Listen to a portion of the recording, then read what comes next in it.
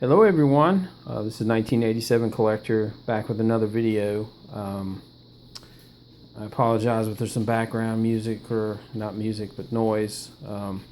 My son hasn't quite settled into bedtime yet, so he might be crying in the crib a little bit, but I really wanted to do a video, kind of excited about this. So the card market's exploding, especially a lot of wax stuff, which is awesome.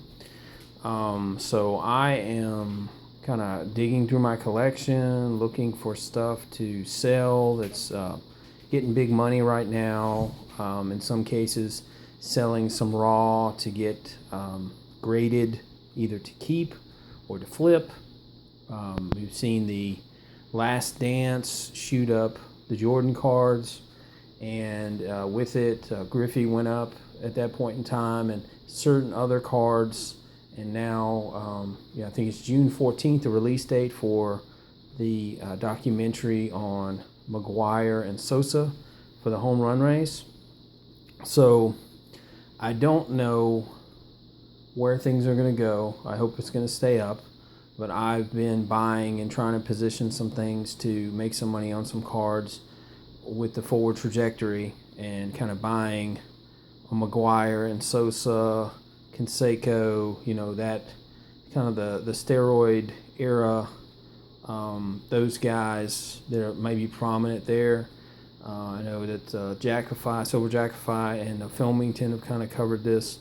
I enjoy their stuff. I'm going to talk about some of the same stuff they did, but maybe a couple things that they didn't. Some cards to watch and things like that.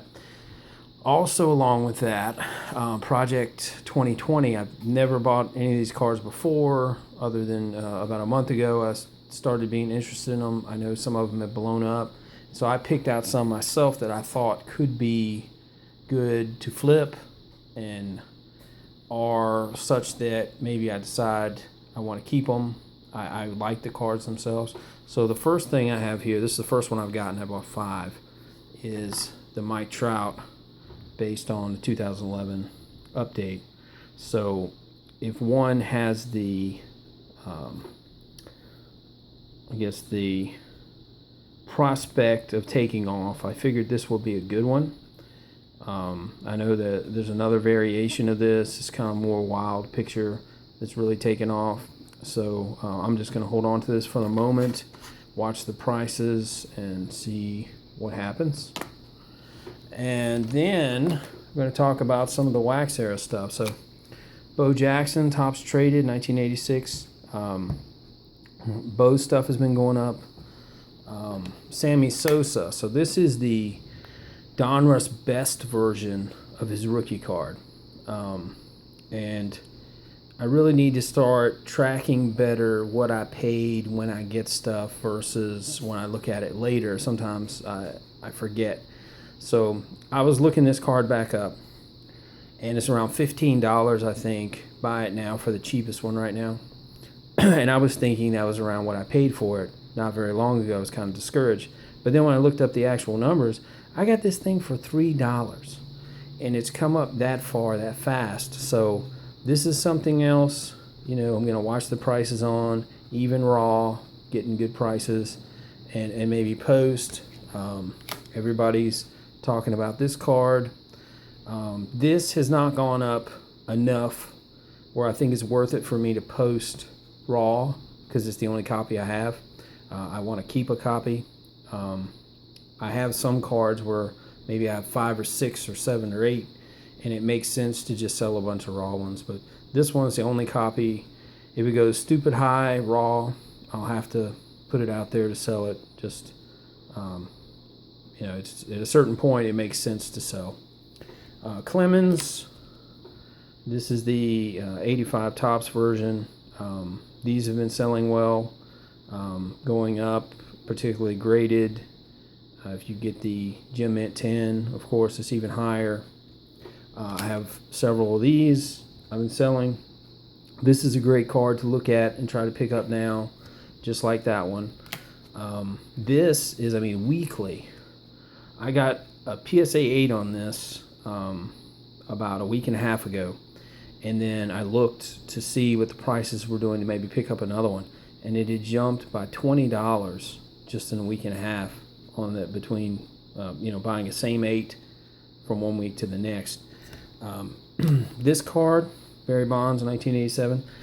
Everybody's got it, but then again, graded in the higher grades, it's still doing pretty good.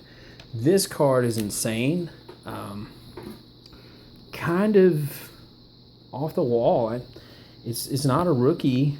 It's kind of a third-year card, and everybody loves 87 Topps, but I got some time ago. I got a PSA 9 in this. I paid $10 for it, a year or so ago, and I sold it for $60. And they're probably just going to keep going up. I guess the challenge is going to be, did you sell too early, or did you sell too cheap? You can conceivably see this easily running up and up and up through the release in the documentary and a little bit thereafter. The wild card might be if the baseball season resumes and the focus shifts more to the modern players, but hopefully the interest will still stay there in the wax era cards as long as the documentary's out there and the interest is still there. This is another good card to look at and maybe pick up. A lot of us have a bunch of these, but in a high grade, if you can find it cheap. They are also rising daily and weekly. Of course, the Griffey. These have been up and up and up and up, but maybe this is a kind of card that maybe it's already past the best time to get it, but you might be able to still find some decent deals raw. So with the Jordan situation and the Griffey situation, I started looking for deals. I started looking for possible cards to flip that I thought were cheap but still had some room to grow. This card I thought was awesome. So this is the, I believe, 2014 Panini, but it's numbered to 999, and it's essentially a remake of the 1993 Elite Dominators. But it is an awesome card. This is one I picked up at an affordable price that I think could be a big card in the near future. But for me, it was almost a nostalgic thing that I never had the 93 card. This one was still affordable, much more affordable than the 93. And it's got an awesome look to it, very similar, almost exactly like the old one. And it's numbered to 999, so that was fun. This card has been blowing up. You'll see this is a 6. It was very cheap.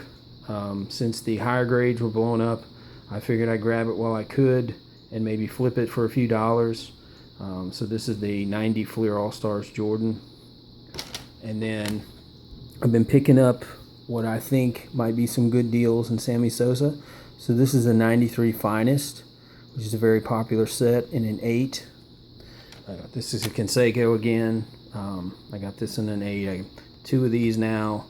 I probably have 5 or 6 of these altogether. Topps Traded, another good card to think about. See, this one's in a 9 for Canseco. This is a graded version of the Griffey that I have. So any Griffey rookies that you can get in a higher grade at a good price, it's a good idea to pick them up. This I got about a year ago for $30, and we know that this is around $140 now for the Mint 10. Frank Thomas, another good buy if you can find it in a high grade at a good price. This is kind of a gamble. This is that best set from Donruss. I got this in a Gem Mint 10, Donnie Baseball, and I'm just going to kind of watch the prices for that set as the regular 90 set has kind of gained a little bit in popularity. Some of those cards. So I collect Mattingly anyway, so kind of a no-brainer for me. So again, base cards that Griffey has in a higher grade are a good value to pick up and kind of see where they're going if you can get a good price on them. This is one of my favorite Griffey cards. I got this very affordably several months ago in a 10. This is another card that's been going up, the Fleer. I have this one out to flip it. This card has blown up recently. I got this one in a 9. I'll probably resell it. So Barry Bonds, Mattingly. This one is for my personal collection to keep. I had another raw version that I sold. I got a good price on. This is replacing the PSA 10 I showed you a few minutes ago. I'm actually have that out for sale to try to capitalize on that big profit margin I would get on it. And then this is the Donruss Learning Set in a 10 for Jose Canseco. So I picked this up in another, another offshoot of the 90 Donruss, lower print runs, less well known, lower populations on PSA. So I'm hoping this might be another card that climbs. But one thing, everybody's talking about the 86 Donruss Canseco. They're talking about the Upper Deck Griffey, Mike Trout, blah blah blah. Kind of the same cards, but this card, okay, 88 Mark McGwire. This card, if you look up on eBay the PSA listings for this, first of all, there aren't many. Second of all, the cheapest one out there is like $60, and that's not even a PSA 10. They just go up and up from there. So this is a card that I'm kind of collecting what I can very cheaply raw, and keeping an eye out on the PSA versions of this, because I think with the documentary and increased interest, this has always been kind of a popular card in that it's a cool image and it's the cup card, but it might have a lot of room for growth, and it might turn into kind of an it card in the months to come. So that's one that nobody else has been talking about, that if you look out on eBay and see what they do sell for right now and what there is available, it's a pretty interesting card. So I hope you got some enjoyment out of that. I love looking at these old wax cards, and we'll see you next time.